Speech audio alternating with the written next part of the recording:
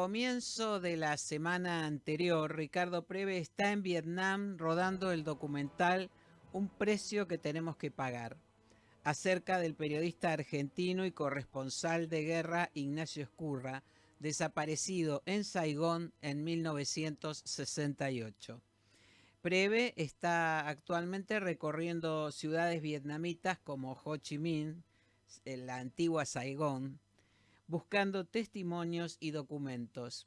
Y nosotros desde GPS Audiovisual Radio iniciamos este programa con él en vivo.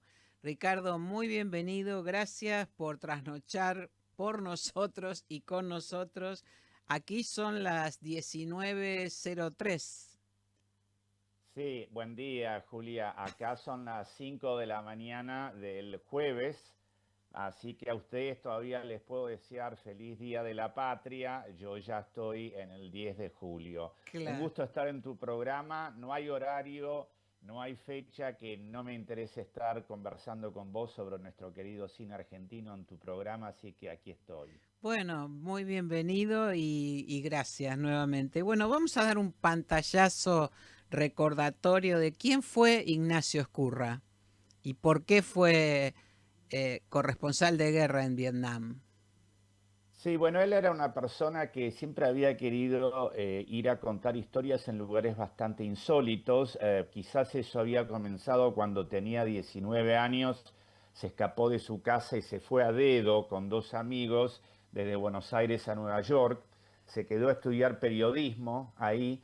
Y luego, bueno, él tenía la ventaja que era hijo del dueño, ¿no? Su madre era una de las principales accionistas del diario La Nación. Pero yo creo, estudiando su vida, que siempre quiso no ser el hijo del dueño y ganarse, digamos, su lugar en la profesión por su trabajo. Así que hizo cosas como ir en los años 60 a Siria a cubrir la guerra civil en un momento que nadie ni siquiera Ujú. sabía dónde quedaba Siria. También en Estados Unidos entrevistó a gente como Martin Luther King o Bobby Kennedy o los líderes de las Panteras Negras, que era un movimiento de lucha por los Ujú. derechos de los afroamericanos, y estuvo ahí cubriendo los disturbios raciales. Y después, bueno, Vietnam en 1968 era la historia más importante del periodismo, Claro. así que él insistió mucho para que lo dejaran ir, medio como que le dijeron, bueno, anda, pero arreglátelas. Fue y llegó a Vietnam a fines de abril del 68 y el miércoles 8 de mayo a aproximadamente las 13:30 horas se bajó de un jeep que viajaba con dos colegas estadounidenses en Saigón, dijo que esa noche volvería al hotel y nunca más se lo volvió a ver No se con supo vida. nunca más de él. Bueno, vos ahora estás en Vietnam siguiendo los pasos de Ignacio Ezcurra, ¿no?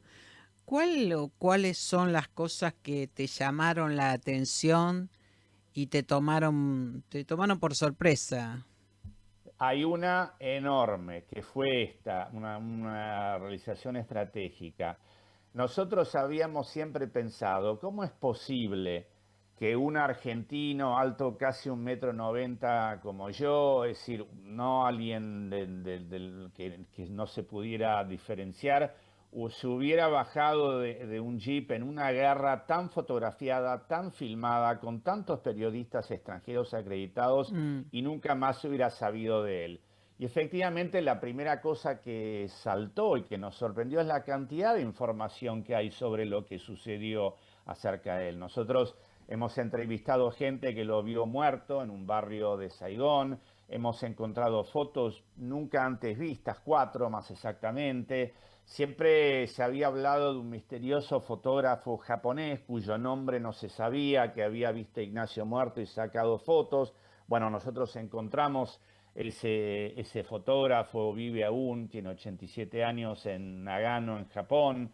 Encontramos un informe del gobierno argentino sobre la búsqueda de Ignacio Ezcurra que nunca se había publicado. Entonces, en realidad, el documental ha evolucionado en, para un cachito, si había toda esta información, Claro. ¿por qué no se habló de la muerte de este periodista? Mm. ¿Quién decidió que no se iba a hablar? ¿Fue el gobierno de Onganía? que era el dictador a cargo de nuestro país en ese momento, o fueron otros intereses que no quisieron hablar de una situación un poco embarazosa, difícil. Bueno, un Ujú. poco fue eso. El documental fue sorprendiéndome con que casi cada día surgía algo nuevo.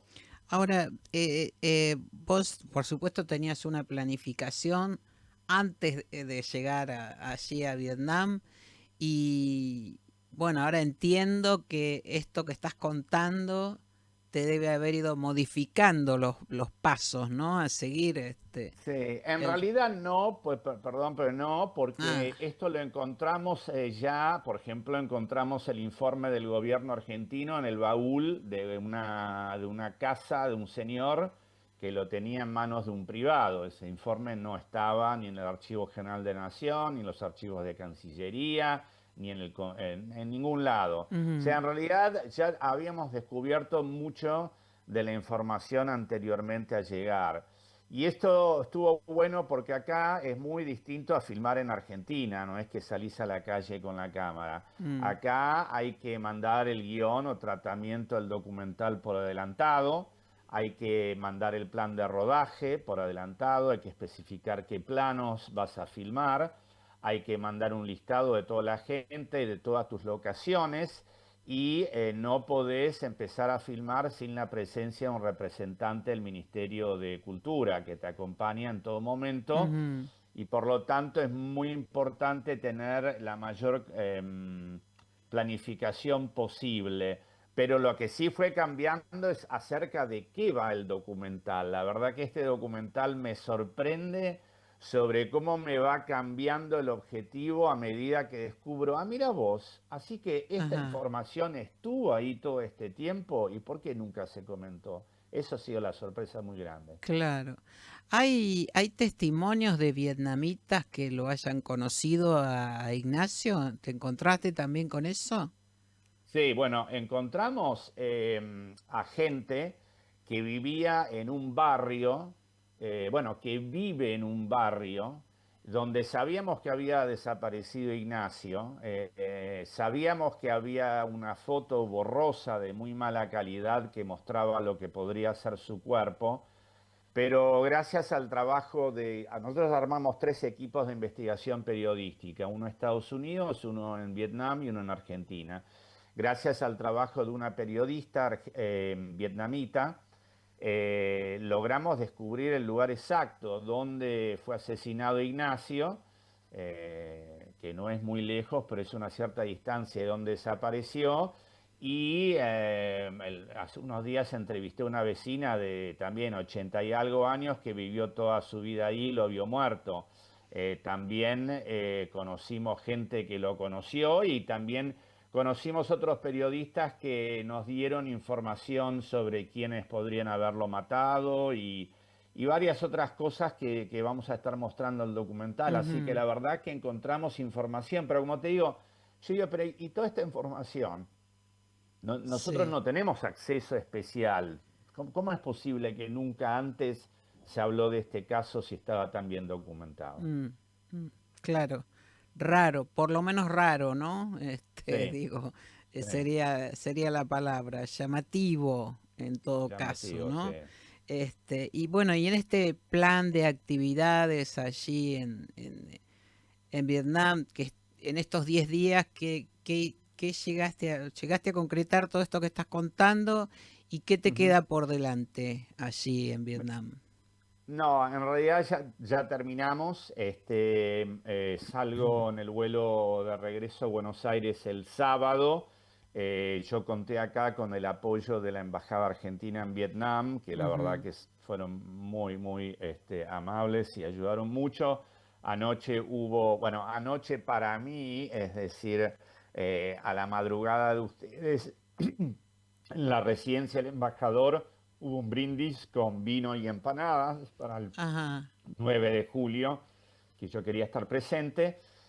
Sí que nada, voy a descansar por 2 días porque, no sé, por ejemplo, hace unos días levanté a todo el equipo a las 4 de la mañana de hora de acá para ir a filmar en el río Mekong cuando salía el sol con un dron y con cámaras a Ujú. bordo de un barco. Así que estoy haciendo de turista por 2 días, después vuelvo a Argentina y empezamos a editar. Tenemos quizás un día o dos más de rodaje previstos en Argentina, si bien Ujú. ya, como te decía, en este documental andás a ver si no aparece otra cosa, porque nos vienen apareciendo cosas, y la idea es de terminar el documental para marzo o abril del año próximo. Ajá. Ahora, bueno, eh, hace justamente a propósito de esta mención que haces respecto de nuestro representante allí en Vietnam, ¿no? Hace unos días tuviste un encuentro no protocolar, digamos, pero ¿en qué sentido colaboró o Sí, te prestó logística el embajador? sí.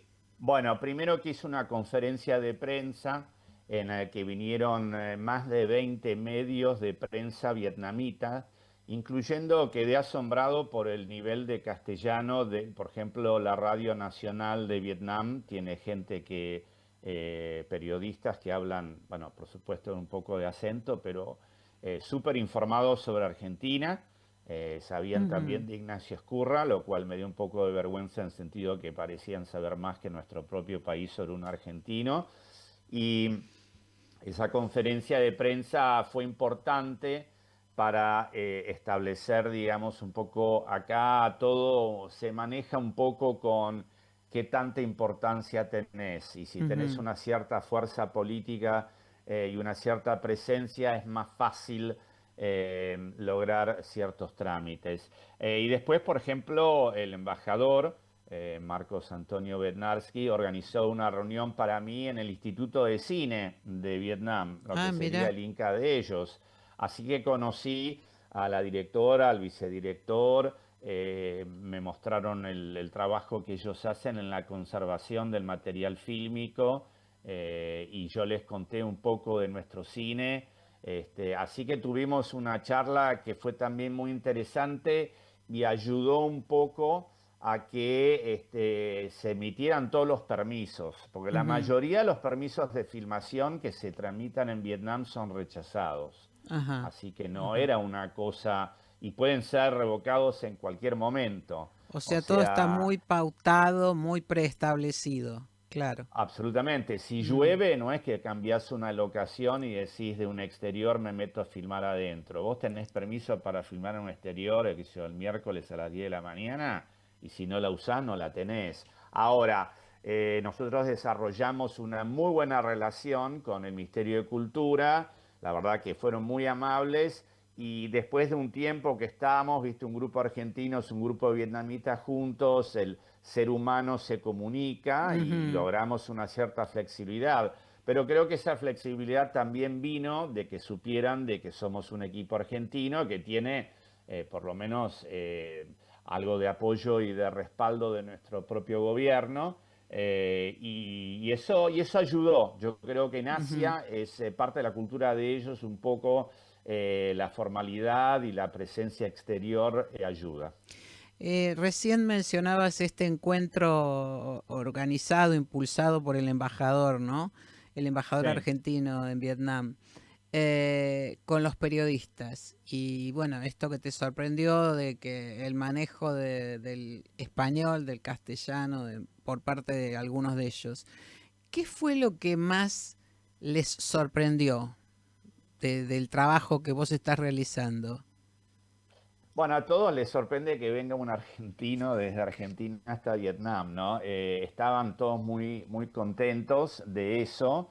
Es interesante porque en realidad los periodistas tienen que presentar las preguntas por adelantado, de la misma forma que yo tengo que Mm. presentar las preguntas por adelantado al Ministerio de Cultura cuando voy a hacer una entrevista y ellos aprueban qué preguntas podés hacer o no. Pero en realidad fue interesante porque periodistas pusieron, no sé, 4, 5, 6 preguntas en conjunto que me iban a hacer y yo dije, bueno, 15 minutos y se termina. Estuvimos 1 hora y 20 charlando con los medios Ujú. y salieron como notas, no solamente en los diarios, eso, sino en la televisión.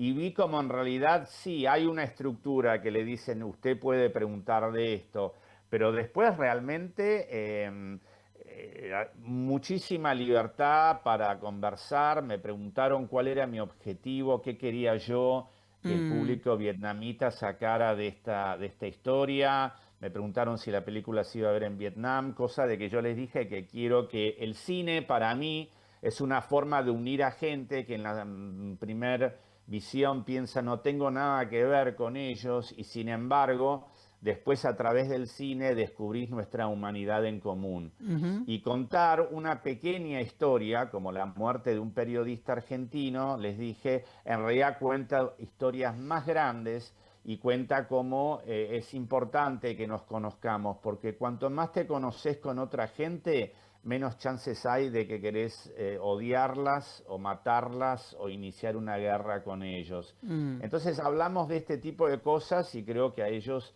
les interesó también.